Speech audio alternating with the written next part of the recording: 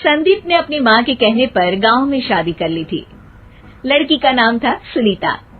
माँ का कहना था एकदम मॉडर्न बहू नहीं होनी चाहिए, लेकिन उन्हें नहीं पता था कि गांव से आने वाली बहू सुंदर सुशील तो होगी और उसको गांव से बाहर भी निकाल लाएंगे, लेकिन उसके अंदर का गांव कैसे बाहर निकलेगा। शादी के कुछ दिन बाद, माँ टिफिन तो देना जरा। बेटा अब तो स्कूल नहीं ऑफिस जाता है, माँ से नहीं अपनी बीवी से टिफिन मांगा कर। ओके माँ। सुनीता टिफिन ले आओ। एक किलो टिफिन, इसके अंदर पिस्ता डाल दिया है। पिस्ता? पिस्ता क्यों? साक्षी ने बोला था ना कि आपको पिस्ता बहुत पसंद है। ओहो, मैंने पिस्ता नहीं पास्ता बोला था, पास्ता। पास्ता? कहीं होता है पास्ता? अरे बेटी तू रहने दे, मैं बना दूंगी। अच्छा किया कि पाव भाजी बनाने का नहीं बोला, वरना किसी के पाव बना देती है। सुनीता को बुरा लगता है, लेकिन उसकी नादान हरकतें कम नहीं होती। ऐसे ही एक दिन, अरे तुमने ये क्या लगाया है? अरे आप वो फूस फूस करके लगाते हैं ना, वही। दियो? का दियो? किसको दियो? अरे वही ना जिससे खुशबू आती है। हाँ हाँ सही पकड़े हैं। अच्छा लेकर तो आना। कौन सा डियो लगाया तुमने? अभी लेकर आते हैं जी। संदीप की बात मानकर सुनीता अंदर से खुशबू वाला फुसफुस लेकर आती है। OMG! OMG मतलब ओ माय गणेश ना। अरे OMG छोड़ो, और ये खुशबू वाला फुसफुस की बात कर रही थी तुम?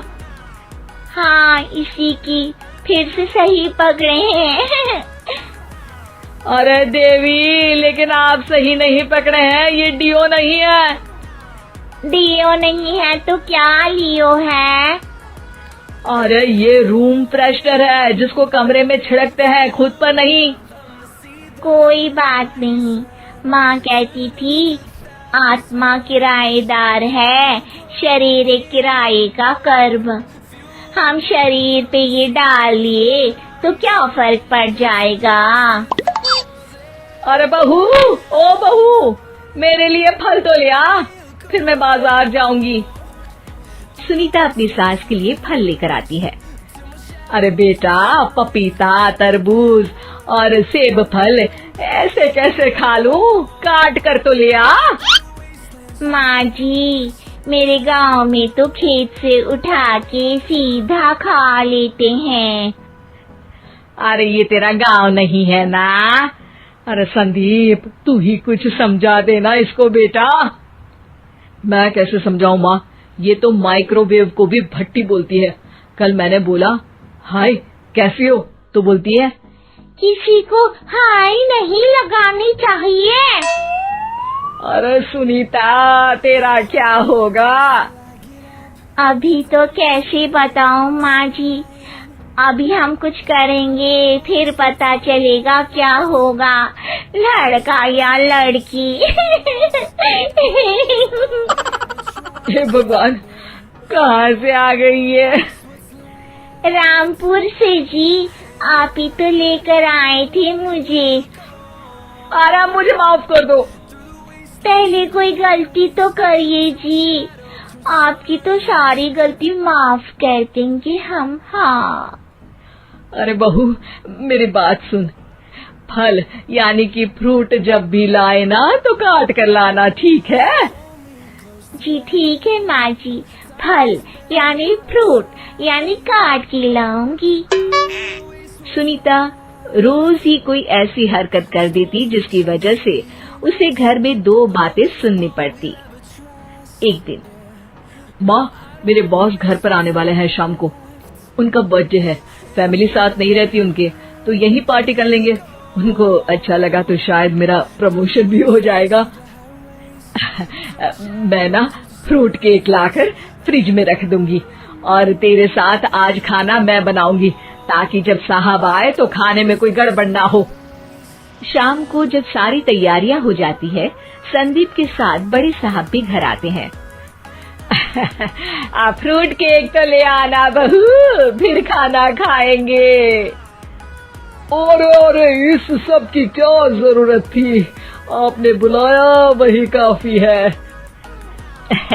सर, आपका परिवार शहर में नहीं है तो हम ही आपके परिवार जैसे हैं सर।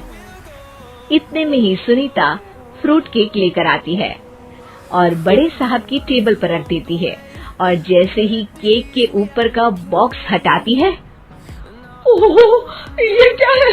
केक तो कटा हुआ है, मैं तो ऐसा नहीं लाई थी। आप मुझे शाबाशी दे सकती है माँ जी, मैंने ही केक काट दिया। आपने कहा था ना, फल यानी फ्रूट यानी हमेशा काट के लाना। तो फ्रूट केक भी तो फ्रूट ही है ना, तो मैंने पहले ही काट लिया। हूँ ना मैं समझदार। अरे बहू, ये क्या किया? केक हमेशा वही काटता है जिसका जन्मदिन होता है। तुझे एक बात भी समझ नहीं आती, एक नंबर की बेवकूफ है। पूरा माहौल बिगड़ चुका था। संदीप को लगने लगा था कि साहब उसे प्रमोशन तो दूर की बात है, कहीं डिमोशन ना दे दे, लेकिन साहब बीच में ही बोल पड़ते हैं। अरे कोई बात नहीं, ये इनकी बेवकूफी नहीं है, इनका भोलापन है। बेटा आप कहाँ से हो? रामपुर गांव से। अरे वाह, गांव से? फिर तो आपके गांव में ताजे फल और सब्जियां मिलते होंगे।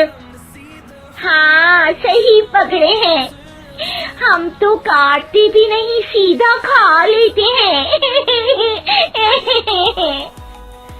मैं ना एक बार तुम्हारे गांव घूमने जरूर चलूंगा। क्यों संदीप, ले चलोगे ना? मुझे गांव घूमना बहुत पसंद है। बस फिर क्या था, संदीप और सास दोनों खुश हो गए, क्योंकि साहब को सुनीता ने गांव की बात करके खुश कर दिया था। अब संदीप का प्रमोशन पक्का था। शिक्षा, कभी भी किसी भी गलती पर घबराना नहीं चाहिए। हो सकता है कि उस गलती की वजह से आगे बड़ा फायदा हो जाए।